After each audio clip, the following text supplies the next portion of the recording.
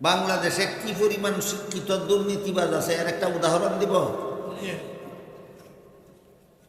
দীর্ঘদিন যাবৎ বাংলাদেশের গদিতে বড় দুই দলের কোনো একটা দল পালাক্রমে গদিতে যায়। রাজনৈতিক দলগুলির মধ্যে বড় দল আছে দুইটা, একবার এই দল যায় গদিতে আর একবার ওই দল যায়। তৃতীয় কোনো দল বাংলাদেশের রাষ্ট্রীয় গদির দ্বারে কাছে যাইতে হইলেও বড় দুই দলের কোনো এক দলের লেজও দইরা যাইতে হবে।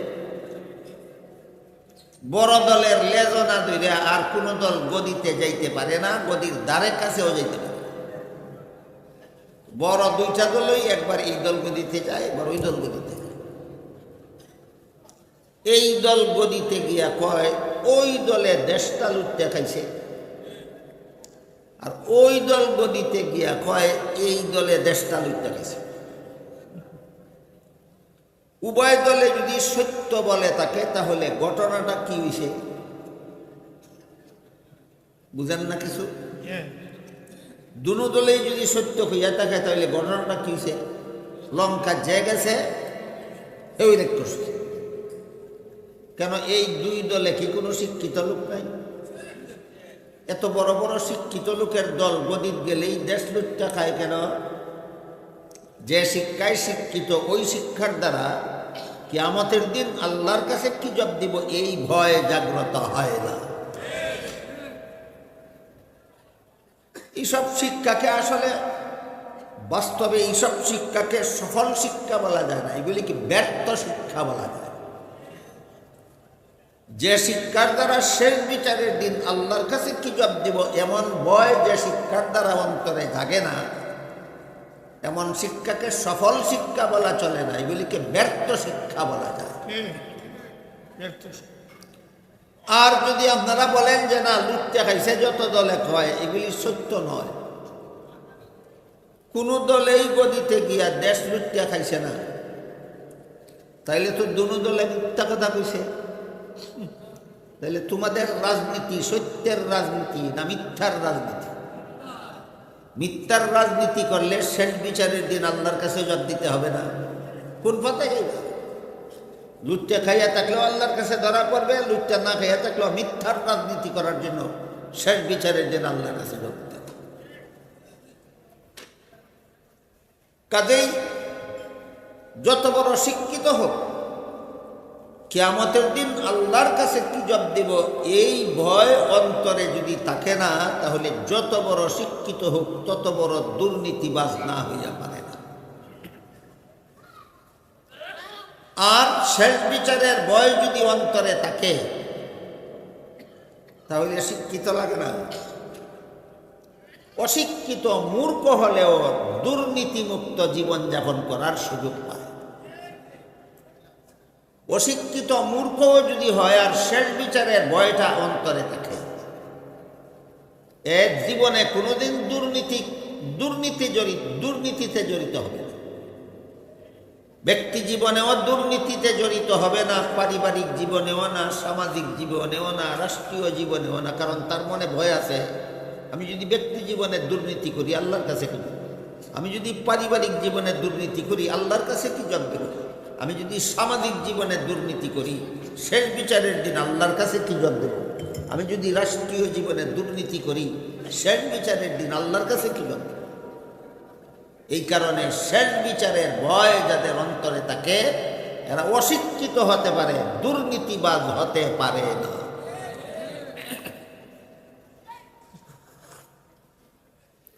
আপনারা যারা ওয়াজ মাহফিল শুনতে আসেন, উলামায়ে কেরামের মুখ থেকে কোরআন হাদিসের কথা, আল্লাহ এবং আল্লাহ রাসূলের কথা, আপনাদের মধ্যে অনেকেই আছেন শিক্ষিত, অনেকে অল্প শিক্ষিত, অনেকে হয়তো অশিক্ষিত থাকতেও পারে। আমি সেই আলোচনা করতে যাই না যে আপনাদের মধ্যে কতজন, শ্রোতাদের মধ্যে কতজন উচ্চ শিক্ষিত, কতজন মধ্যম ধরনের শিক্ষিত, কতজন অল্প শিক্ষিত, কতজন অশিক্ষিত, সেই আলোচনায় আমি যাইতে চাই না। আমি যাইতে চাই যে কথা সেটাও, আপনি খুব উচ্চ শিক্ষিত হন অথবা মধ্যম ধরনের শিক্ষিত হন অথবা নিম্ন স্তরের শিক্ষিত হন অথবা অশিক্ষিত হন, মাদ্রাসার সবাই আসলে পরে কোনো আলিম উলামা উলামায়ে কেরাম বুজুর্গানে দিনের মুখ থেকে কোরআন হাদিসের কথা শুনলে পরে যদি আপনার অন্তরে শেষ বিচারের ভয়টা জাগ্রত হয়, শিক্ষিত হন আর অশিক্ষিত হন, আপনি জীবনে আর দুর্নীতিবাজি করার সাহস পাবেন। এইভাবে যেন সমাজের সকল মানুষ দুর্নীতিমুক্ত জীবনযাপনের পথ পায়, এই পথের পথিক বানাবার জন্যই এই মাদ্রাসাগুলির পক্ষ থেকে এই ওয়াজ মাহফিলগুলির আয়োজন করা হয়। বর্তমান বাংলাদেশে জাতীয় কওমি মাদ্রাসা বোর্ড বেফাকের নিবন্ধনকৃত মাদ্রাসার সংখ্যা, কওমি মাদ্রাসার সংখ্যা 25,000। নিবন্ধন ছাড়া আছে আরো 5,000 কওমি মাদ্রাসা। নিবন্ধনকৃত 25,000 কওমি মাদ্রাসা, নিবন্ধন ছাড়া আরো 5,000 কওমি মাদ্রাসা, সর্বমোট 30,000 কওমি মাদ্রাসা আছে বর্তমান বাংলাদেশে। প্রায় সবগুলি কওমি মাদ্রাসার পক্ষ থেকে বছরে কমপক্ষে একবার এরকম একটা ওয়াজ মাহফিলের আয়োজন। তাহলে 30,000 কওমি মাদ্রাসার পক্ষ থেকে প্রতি বছরে বাংলাদেশে 30,000 ওয়াজ মাহফিলের আয়োজন হয়। একমাত্র কারণ সর্বস্তরের মানুষের অন্তরে শেষ বিচারের ভয় জাগ্রত করে দেওয়া। শিক্ষিত অশিক্ষিত নির্বিশেষে সর্বস্তরের মুসলমানের অন্তরে শেষ বিচারের ভয় জাগ্রত করে দেওয়া, যেন ব্যক্তি জীবনেও দুর্নীতিবাজ না হয়, পারিবারিক জীবনেও যেন দুর্নীতিবাজ না হয়, সামাজিক জীবনেও যেন দুর্নীতিবাজ না হয়, রাষ্ট্রীয় জীবনেও যেন কোনো মুসলমান যেন দুর্নীতিবাজ না হয়। এক কথায় আপনাদের সবাইকে দুর্নীতিমুক্ত জীবনযাপন শিক্ষা দেওয়ার জন্য কওমি মাদ্রাসার পক্ষ থেকে এই মুবারক সমাবেশগুলির আয়োজন করা হয়। কাজেই কোনো অশিক্ষিত লোকের অন্তরেও যদি এই ভয় জেগে থাকে যে আমি অপকর্ম করলে দুনিয়ার কোনো মানুষ যদি আমাকে ধরতে নাও পারে, শেষ বিচারের দিন আল্লাহর কাছে আমার জবাব দিতে হবে, এই ভয় অশিক্ষিতদেরকেও দুর্নীতিবাজ হতে দেয় না। এর একটা উদাহরণ আমি আপনাদেরকে দেব। কোন কিতাবের বিবরণ মতে একটা ঘটনা আছে হযরত উমর ফারুক রাদিয়াল্লাহু আনহুর ঘটনা, আর কোন কিতাবের বিবরণ মতে ঘটনাটা উমরের ছেলে আব্দুল্লাহর ঘটনা। ঘটনা যারই হোক, আমরা একজনের নামে ঘটনাটা বোঝার চেষ্টা করি। এক বিবরণ মতে হযরত উমর ফারুক রাদিয়াল্লাহু তাআলা আনহু মরুভূমির রাস্তা দিয়া কোথাও যাইতেছিলেন, সাথে খাওয়ার মতো কিছু ছিল না, পেটে লাগছিল খিদা। মরুভূমির রাস্তা মানে 10 মাইল 20 মাইল 30 মাইল 50 মাইল যাইতে হবে, আশেপাশে বাড়ি ঘর নাই, দোকানপাটও নাই, খানা পানি জোগাড় করার কোনো ব্যবস্থা নেই। এই অবস্থায় হযরত উমরের পেটে খিদা লাগে। তার সাথে যেহেতু খাওয়ার কিছু নাই, তাই খিদার কষ্ট সহ্য করে রাস্তা অতিক্রম করা ছাড়া আর কোনো উপায় তার ছিল না। এমতাবস্থায় খলিফা উমর দেখলেন মরুভূমির মধ্যে এক পাল ছাগলের রাখালি করে একটা রাখাল ছেলে। আপনারা কি মনে করেন রাখাল ছেলেরা উচ্চশিক্ষিত থাকে? কোন উচ্চশিক্ষিত মধ্যম ধরনের শিক্ষিত লোকে ছাগলের রাখালি করতে যায়?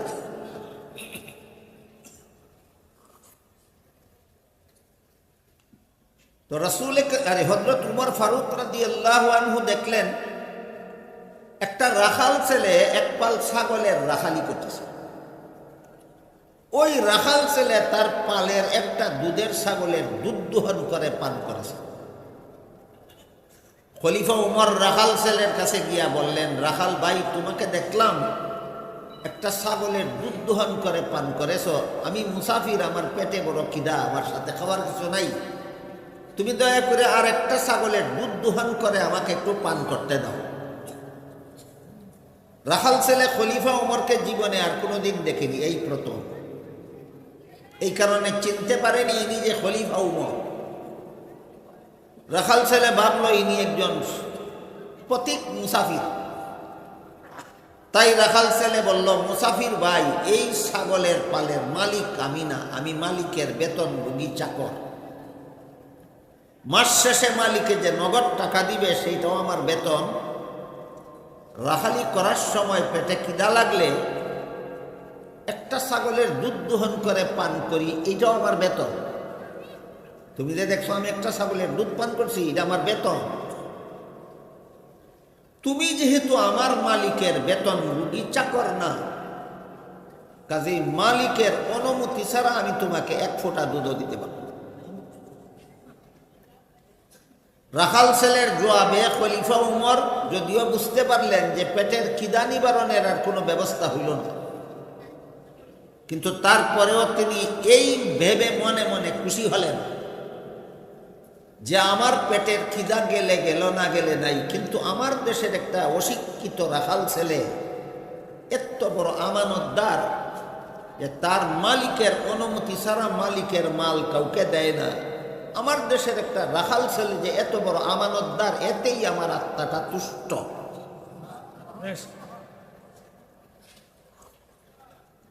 কিন্তু আমানতদারির কারণেই আমাকে কথাটা বলল, নাকি আমাকে ফাঁকি দেওয়ার জন্য বলল, এটা তাকে পরীক্ষা করতে হবে। অনেক বড় লোকের পকেটে টাকা সত্ত্বেও, বাংতি 10-20 টাকা 50 টাকা টাকা সত্ত্বেও ফকিরকে বলে দেয় বাংতি নাই, পরে আনবে। সত্য বলে না তারা ফাঁকি দেওয়ার জন্য পায়। খলিফা উমর ভাবলেন রাখাল ছেলে আমাকে এইভাবে ফাঁকি দেওয়ার জন্য কথাটা বললো কিনা, এটা পরীক্ষা করতে হবে। তাই এবার খলিফা উমর রাখাল ছেলেকে পরীক্ষা করার জন্য বললেন, ঠিক আছে, তুমি যদি একটা ছাগলের দুধ আমাকে বিনামূল্যে না দাও, তাহলে একটা দুধের ছাগল আমার কাছে উচিত মূল্যে বিক্রি করে দাও। এতে আমার একটা উপকার হবে, তোমার একটা উপকার। আমার উপকার এই হবে যে আমি এক্ষুনি ছাগলটা কিনে নিয়ে দুধ দোহন করে পান করব, আমার পেটের খিদা নিবারণ হবে। আর তোমার উপকার এই হবে যে মাস শেষে তোমার মালিক নগদ যে বেতন দিবে তো দিবেই, আর একটা ছাগল আমার কাছে বিক্রি করলে এই পয়সাটা তুমি বেতনের অতিরিক্ত পাইলে, এটা তোমার উপকার। বুদ্ধিটা সুবুদ্ধি না কুবুদ্ধি? কুবুদ্ধি দিলেন কেন খলিফা উমর? বাস্তবায়নের জন্য না পরীক্ষা করার জন্য? পরীক্ষা করার। কিন্তু এই কুবুদ্ধি শুনে রাখাল ছেলে, সে তো আর খলিফা উমর চিনে না, সে তো চিনে মুসাফির। কয়, মুসাফির মিয়া, তোমার কথা মতো একটা দুধের ছাগল তোমার কাছে বিক্রি করে পয়সাটা যদি আমি আত্মসাৎ করে ফেলি, মালিকে যখন পালের ছাগলগুলি গণবে, গনে যখন দেখবে ছাগল একটা কম, তখন তো আমাকেই জিজ্ঞেস করবে ছাগল একটা কম কেন, মালিককে কি জন্য? এইবার মুসাফির লোকটা রাখাল ছেলেকে বলল, মালিককে বলবে তুমি যে ছাগল একটা বাগে দৌড়ে নিয়ে গেছে। ছাগল বাগে দৌড়ে নিয়ে গেলে মালিক রাখাল ছেলের ফিরাবার কোনো ক্ষমতা নাই, কাজেই এ কারণে তোমার বিরুদ্ধে কোনো অভিযোগও চলবে না, বিচারও চলবে না। এই কথা বলা মাত্রই রাখাল ছেলে খলিফা উমর চিনে না মুসাফির লোকটা চিনে? রাখাল ছেলে মুসাফির লোকটার উপর দারুণভাবে চটে গেল, রাগান্বিত হয়ে বলল, এই বেটা মুসাফির, তুই দাঁড়া, আমার একটা কথা শুনে যা। উমর জিজ্ঞেস করলেন, কি কথা তোমার? আমি আমার মালিকের বিশ্বস্ত চাকর। আমি যদি বলি ছাগল একটা বাগে ধরে নিয়ে গেছে, মালিক 100% বিশ্বাস করবে আমার। অবিশ্বস্ত হওয়ার কারণে না পুরাপুরি বিশ্বস্ত? আমি আমার মালিকের বিশ্বস্ত চাকর। আমি যদি বলি ছাগল একটা বাগে ধরে নিয়ে গেছে, আমার বিরুদ্ধে বিচার দায়ের করবে দূর কথা, অভিযোগ দিবে দূর কথা, সন্দেহও করবে না, 100% বিশ্বাস করবে আমার কথা সত্য। কিন্তু তুই বল, শেষ বিচারের দিন আল্লাহ যখন জিজ্ঞাসা করবেন ছাগলটা কি করছিলি, তখন কি করবেন? অত্যন্ত উচ্চশিক্ষিত লোকের কাণ্ড না একটা মূর্খ লোকের কাণ্ড? মূর্খ লোকটা এত বড় দুর্নীতিবাজ হতে পারলো না কেন? শেষ বিচারের ভয়। কিসের ভয়ে? শেষ বিচারের। এই জিনিসটা মানুষের অন্তরে দুনিয়ার আর কোনো শিক্ষার দ্বারা জাগ্রত হয় না, একমাত্র মাদ্রাসা শিক্ষা ছাড়া।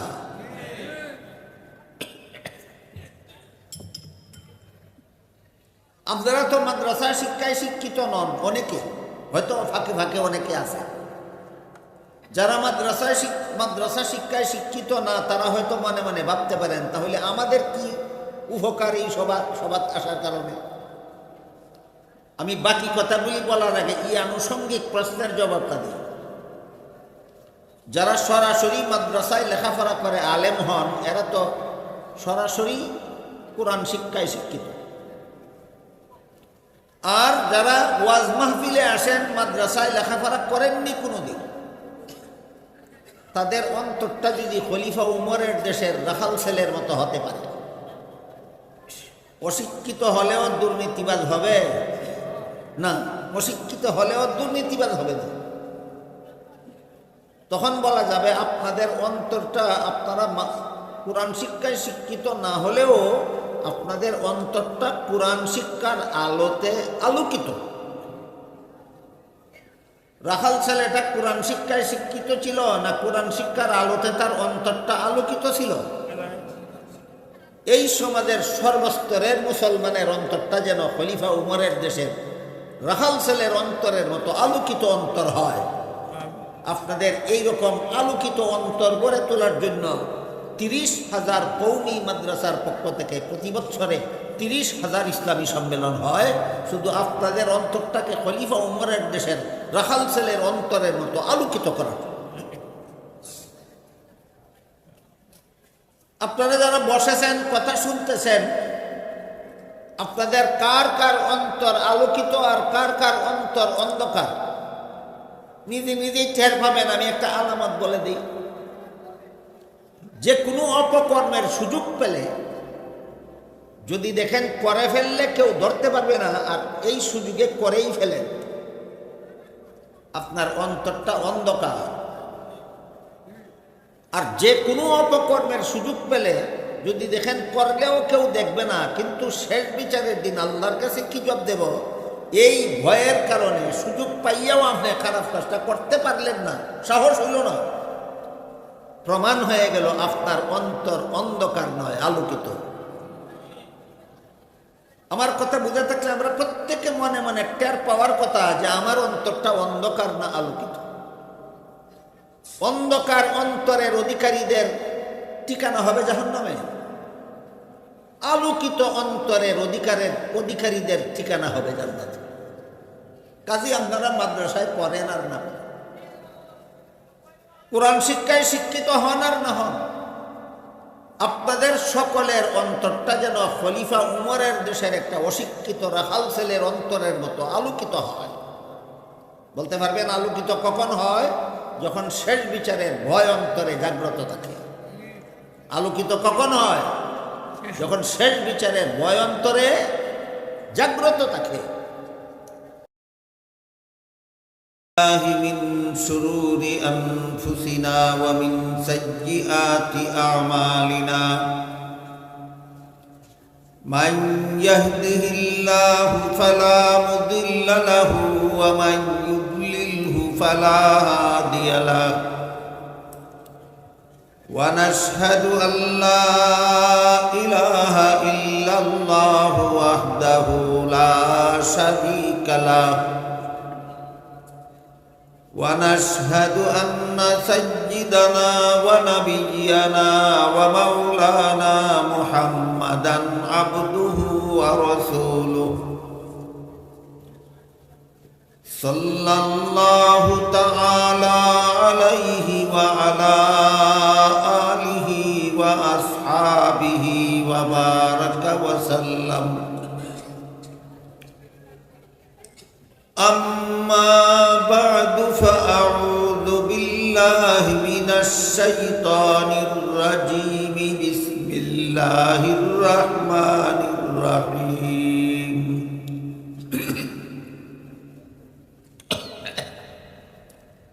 ألم يعلم بأن আন্নাল্লাহা ইয়ারা। وقال رسول الله صلى الله عليه وسلم فإن لم تكن تراه فإنه يراك أو كما قال عليه الصلاة والسلام। হযরত উলামায়ে কেরাম, মুহতারম হাজিরিন, এলাকার সর্বস্তরের মুসলমান ভাইয়েরা আমার, আশপাশের বাড়িঘরে পর্দার আড়ালে বসা আমার মা ও বোনেরা, আমি আশা করি আপনারা জানেন যে আজকের এই মুবারক সমাবেশের আয়োজন এলাকার ঐতিহ্যবাহী ইসলামী শিক্ষা প্রতিষ্ঠান একটা মাদ্রাসার পক্ষ থেকে করা হয়েছে। এজন্য মাদ্রাসা শিক্ষার একটা মহামূল্যবান বৈশিষ্ট্য আছে। এই বৈশিষ্ট্যটা অন্তত সমস্ত মুসলমানদের জানা থাকা দরকার। এত বড় একটা মহামূল্যবান বৈশিষ্ট্য আছে মাদ্রাসা শিক্ষার, যে বৈশিষ্ট্য দুনিয়ার আর কোনো শিক্ষার মধ্যে নাই। এই বৈশিষ্ট্যটা হলো একমাত্র মাদ্রাসা শিক্ষার দ্বারা মানুষের অন্তরে একটা পরম সত্যের অনুভূতি জাগ্রত হয়। সেই অনুভূতিটা হইল, আমি যদি দুনিয়ার জীবনে কোনো রকমের খারাপ কাজ করি, কোনো রকমের অপকর্ম করি, গুনাহ করি, কোনো রকমের অপরাধমূলক কর্মকাণ্ড করি, আর দুনিয়ার কোনো মানুষ যদি আমাকে ধরতে নাও পারে, তবুও আমার অপকর্মের জন্য শেষ বিচারের দিন আল্লাহর কাছে জবাব দিতে হবে। এই যে শেষ বিচারের দিন আল্লাহর কাছে জবাব দিতে হবে, এই অনুভূতিটা মানুষের অন্তরে দুনিয়ার আর কোনো শিক্ষার দ্বারা জাগ্রত হয় না, একমাত্র মাদ্রাসা শিক্ষা ছাড়া।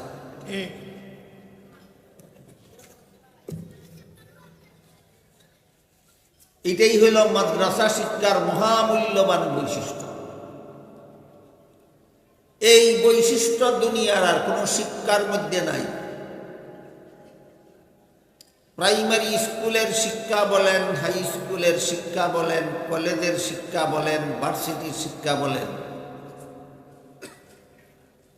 দেশি শিক্ষা বলেন, বিদেশি শিক্ষা বলেন, দুনিয়ার আর কোনো শিক্ষার দ্বারা মানুষের অন্তরে এই অনুভূতি জাগে না যে আমি কোনো অন্যায় কাজ করলে আমাকে দুনিয়াতে কেউ ধরতে না পারলেও শেষ বিচারের দিন আল্লাহর কাছে আমার জবাব দিতে হবে।